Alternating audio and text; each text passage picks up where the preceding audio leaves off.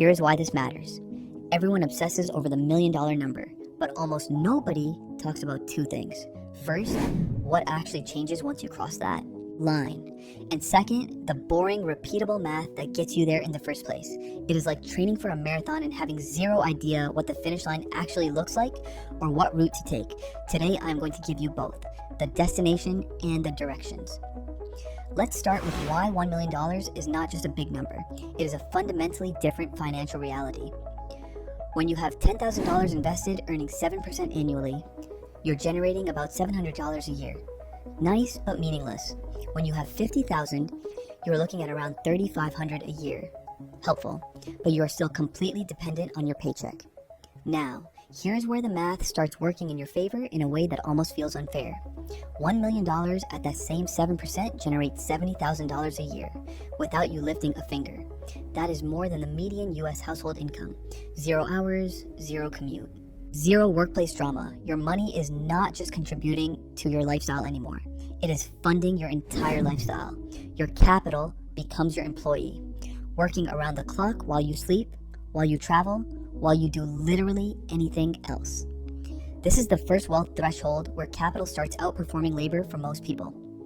Here's the catch. Most people hear that and think, that is great for millionaires, but how does that help me right now? Fair question. So let me show you the bridge between where you are and where that number sits, because it is closer than you think. Let's shift gears and talk about the actual math of getting to 1 million. Here's a number that matters. If you invest $500 a month into a broad index fund averaging 7% annual returns, you hit $1 million in roughly 28 years. That sounds like a long time, but here's what most people miss. The timeline compresses dramatically as your contributions increase. Bump that to $1,000 a month and you are looking at about 21 years. $1,500 a month gets you there in roughly 17 years. And if you can manage $2,000 a month, you are crossing the $1 million line in about 15 years. Now the part no one tells you. Most people do not start at $2,000 a month. They start at $200 or $300 or whatever they can scrape together after rent and groceries. And that is fine, because the goal is not to max out on day one. The goal is to start, automate, and then increase the amount every single time your income goes up. A 5% raise at work does not mean 5% more spending. It means 5% more invested. That is the single most important habit separating people who reach 1 million from people who never do. Here's where most people mess up. They try to invest what is left over after spending. The quietly wealthy flip that equation. They invest first and spend what is left over. It sounds like a small difference, but it is the difference between building wealth and hoping you build wealth. Set up an automatic transfer the day after each payday. Remove the decision entirely, because decision fatigue is real, and your tired brain at the end of a long Friday will always choose comfort over discipline. Automation beats willpower every single time. Now, let me show you what changes psychologically once you actually start building real momentum. The first major shift happens somewhere around $50,000 to $100,000. This is what I call the escape velocity zone. Before this point, every financial setback feels catastrophic. A car repair, a medical bill, an unexpected job loss. Any one of these can wipe out months of progress and send you spiraling back to zero. Your brain is constantly running worst-case scenarios. You lie awake doing mental math about whether you can cover next month's rent if one thing goes wrong. That is survival mode. And survival mode makes you conservative, reactive, and terrible at long-term planning because your brain literally cannot think past the next 30 days. But once you cross that $50,000 to $100,000 range, something shifts in your brain. Psychologists would call it moving from a scarcity mindset to an abundance mindset. I call it the difference between survival mode and opportunity mode. When you have 3 months of expenses saved and $50,000 invested. A car breaking down is annoying. It is not a crisis.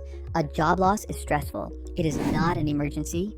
You stop flinching every time your phone buzzes with a bank notification. You stop avoiding your account balance. You actually open your investment app with curiosity instead of dread. That is not a small change. That is a complete rewiring of your relationship with money. And confident people make better financial decisions, which accelerates the whole process. It is a positive feedback loop. More money creates more calm creates better choices create more money. The hardest part of the entire journey to 1 million is getting through the first 100,000. After that, Momentum starts doing some of the work for you, but the real transformation happens at 1 million. Here's a psychological shift that catches everyone off guard. You stop being a saver and become a capital owner. Those sound similar, but they are completely different realities. When you are a saver, you are thinking in terms of accumulation. Every dollar matters because you are building towards something.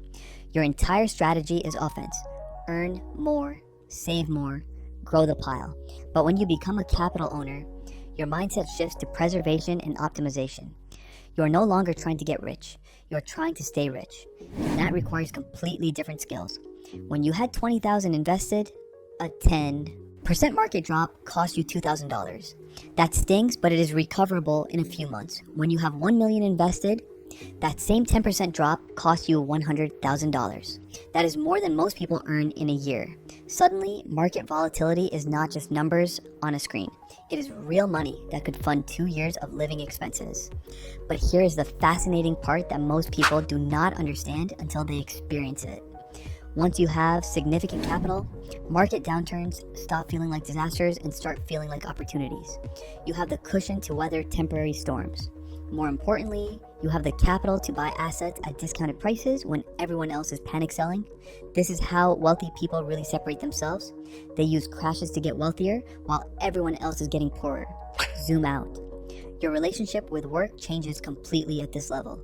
I'm not talking about quitting your job immediately, though some people choose that path. I'm talking about working from a position of strength instead of desperation. When your investments can theoretically cover your basic living expenses, every career decision becomes a choice rather than a necessity. You can walk away from a toxic work environment without the financial panic. You can negotiate harder because you are not desperate for the paycheck. You can take a calculated risk like starting a business or switching industries because you have a foundation that will not collapse if things do not work out right away. This is what I call walking away money. It does not mean you actually walk away. It means you could. And that knowledge changes everything about how you carry yourself professionally. People who negotiate from strength get better outcomes. People who choose work they care about perform better. People who are not operating from fear take smarter risks. The irony is that financial security at this level often leads to even more income, not less, because confidence compounds just like interest does. Here's another thing that shifts at 1 million. You start thinking about tax optimization as a core strategy instead of an afterthought. When your investment gains are generating significant income, the difference between paying 15% and 25% in taxes becomes enormous. On $70,000 of investment income, that 10% gap is $7,000 a year. Over a decade, that is $70,000 gone, simply because you did not pay attention to where your assets were parked. Tax-advantaged accounts like a 401k and an HSA reduce your taxable income on the way in. Roth accounts let your money grow tax-free on the way out. Capital gains timing, tax loss harvesting, asset location between taxable and tax-free accounts, all of this becomes worth the complexity when the dollar amounts make the effort meaningful. The quietly wealthy do not just earn more, they keep more. And keeping more is functionally identical to earning more. Let me make this concrete with a before and after. Take two people, Rich Richard and Poor Peter. Same age, same starting salary of $60,000 a year. Same city.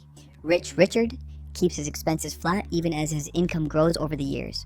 He automates 15% of his take-home pay into a broad index fund from day one. He never carries a credit card balance. He keeps his housing and transportation costs below 50% of take-home pay. He builds a 3 to 6 month emergency runway and never touches it. Every raise he gets, 80% goes straight to investments. Poor Peter does the opposite. He upgrades his car with every salary bump.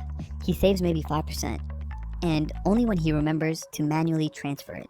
He carries a rotating credit card balance at 20% interest. His housing and car payments eat up 5% of his paycheck. He has maybe 2 weeks of expenses saved on a good month. Fast forward 15 years. Rich Richard has crossed the $1 million mark. His portfolio is generating roughly $70,000 a year in returns, nearly matching his original salary without him working a single hour. His total monthly expenses are modest because he never inflated his lifestyle. He has options, real options. He could quit, switch careers, start a business, take a year off, or just keep working because he wants to and not because he has to. Poor Peter has about $45,000 in investments and $12,000 in credit card debt. Net worth roughly $33,000. He earns more than he did 15 years ago, but he feels exactly the same financially because his expenses grew just as fast as his income. He cannot leave his job. He cannot absorb a surprise expense over $500 without putting it on a credit card. He cannot negotiate from strength because he needs next Friday's paycheck to cover next week's bills. He has never experienced a single day of financial calm in his adult life. And here's the part that hurts. From the outside, Peter looks wealthier, better car, nicer apartment, more social media content. But behind the numbers, one of them owns his time and the other one rents it. The difference is not talent, it is not luck, it is not even income, because they started at the same salary. It is habits repeated over 15 years. 5 boring choices made consistently, while everyone else was chasing the appearance of wealth instead of building the real thing. Now, here is where things get counterintuitive, and honestly a little ridiculous. The more money you have invested, the more opportunities you have to make even more money with less effort. It is like the financial system has hidden levels that only unlock when you reach certain thresholds. Take leverage, for example, when you have $20,000. Banks see you as a risk. When you have $1 million in liquid investments, banks see you as a preferred customer. You qualify for investment property loans with better terms. You can get business lines of credit backed by your portfolio. You have access to margin lending that lets you borrow against your investments without selling them. This access to cheap capital is how wealthy people really accelerate their wealth building. They do not just save their way to the second million. They use their existing capital to acquire more capital producing assets. It is like having a key that opens doors most people do not even know exist. Here's where most people mess up on the road to 1 million. They hear about these advanced strategies and try to skip ahead. They try to use leverage before they have a foundation. They chase complex investments before mastering the basics. They want the $1 million strategies on a $20,000 portfolio. And that is how people get wiped out. The boring truth is this: the path to 1 million is embarrassingly simple. It is just not easy. Step 1, spend less than you earn, not by a little, by a lot. Target saving and investing at least 15 to 20% of your income. If you can only do 10 right now, that is fine. Start there and increase it by 1% every 6 months. Step 2, automate everything. Savings, investments, bill payments. Remove yourself from the process. Step 3, invest in broad low-cost index funds, an S&P 500 index fund or a total market fund. Do not pick stocks. Do not time the market. Do not chase whatever is trending on social media. The historical average return of the S&P 500 is roughly 10% before inflation and about 7% after. That is the engine that turns consistent contributions into $1 million. You do not need to be a stock-picking genius. You need to be a patient owner of the entire market.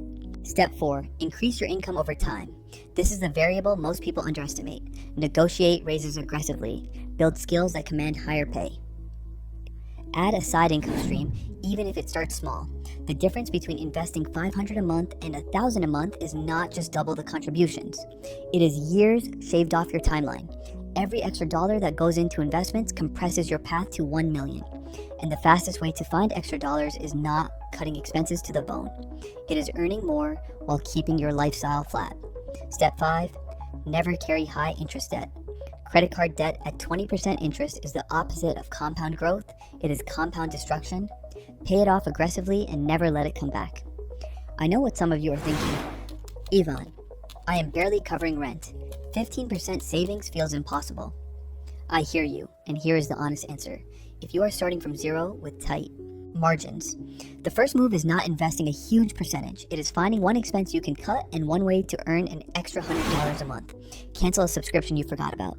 Sell something you do not use. Pick up a few hours of freelance work. Then automate that money into an investment account before you can spend it. You are not saving leftovers. You are paying yourself first. Even if the number feels embarrassingly small, $50 a week is $2,600 a year. In 30 years at 7%, that is over $260,000. From $50 you never even missed. That is the power of starting. Now the part no one tells you about reaching the milestone. Once you cross 1 million, your relationship with time completely transforms. When you are building toward that number, every hour you are not earning feels wasteful. You are constantly calculating the opportunity cost of relaxation. But once your capital is generating real income, You realize your time has become more valuable than your immediate earning potential. This is when people start making different choices, working fewer hours, choosing more fulfilling work even if it pays less, taking longer breaks without the guilt, spending more time with family, pursuing things that do not generate revenue but provide personal satisfaction. And here is something that catches most new millionaires completely off guard. The anxiety does not disappear, it changes shape. When you had $50,000 invested, a 5% market drop meant losing $2,500. Painful, but manageable. When you have $1 million invested, that same 5% drop is $50,000. You can lose more in a single bad week than many people earn in a year. Your daily portfolio fluctuations start exceeding most people's monthly salaries. This creates a completely new type of financial stress that you cannot understand until you experience it. This is why so many people who cross the $1 million threshold shift toward more conservative investment strategies. They start prioritizing capital preservation over aggressive growth. The risk tolerance that got them to $1 million is often not the same risk tolerance that helps them keep it. Maybe you were perfectly comfortable with 80% of a $50,000 portfolio in growth stocks, but having $800,000 in volatile investments hits differently, even though the percentage is identical. But here is what is fascinating about human psychology. Despite these new anxieties, most people who cross this threshold report feeling fundamentally more secure than they ever have. Not because the money eliminates uncertainty, but because it provides a foundation substantial enough to weather almost anything. Job loss becomes less threatening when you have years of passive income. Medical emergencies become less terrifying when you have real assets. Economic recessions become less personal when you own things that historically recover and grow. This security creates what I call the optionality mindset. Every major life decision becomes a choice between multiple good options rather than a desperate attempt to avoid disaster. Move to an expensive city for the culture or a cheaper one to stretch further. Both are viable. Take the higher paying job you tolerate or the lower paying one you love. Both are affordable. Stay in your career or start something completely new. Both are possible. That is the real gift of $1 million. It is not luxury, it is options.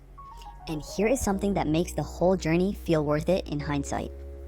The compound acceleration effect. This is where the mathematical advantage of large capital becomes almost absurd. If your $1 million grows by just 8% in a single year, you have made $80,000 without contributing a single additional penny. That is more than many people save over 5 or 6 years of aggressive contributions. This acceleration means your second million almost always comes faster than the first. The first million might take 15 to 20 years of grinding and discipline, but once that foundation is in place, the combination of continued contributions and compound growth on the larger base can cut the timeline to the second million in half. Maybe even less. The math starts doing most of the heavy lifting.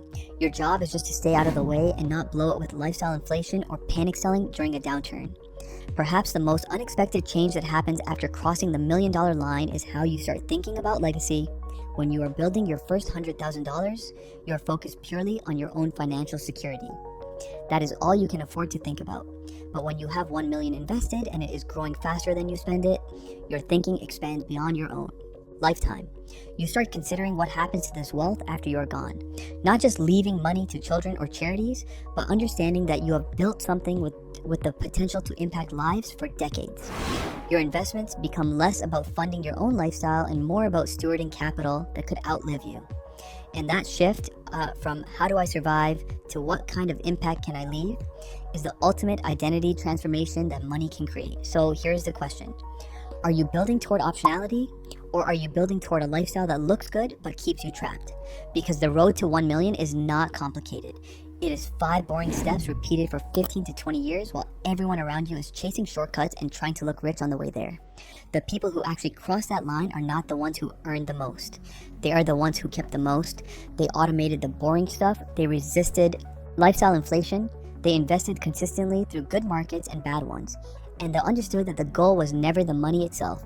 It was the person they had to become to keep it. Pick one thing from this video, just one.